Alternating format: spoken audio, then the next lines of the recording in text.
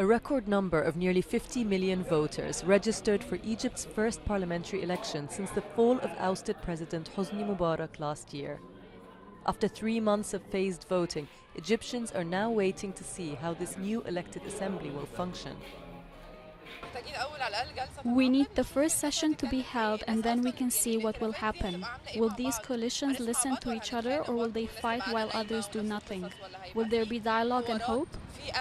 Before the final results were announced, it was already clear who the winners would be. The Muslim Brotherhood's party won almost half of parliament seats, and the hardline Salafist party An-Noor around 25%. A landslide victory worries some sectors of the Egyptian population, including the minority Copts and liberals, but experts say that it is unlikely Egypt will experience radical change. It will be difficult for any individual, group or institution, no matter how they gain power, to change Egyptian society.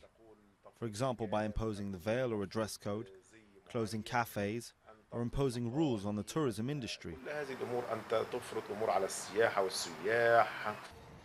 The international community is also concerned that an Islamist-dominated government could disturb regional stability.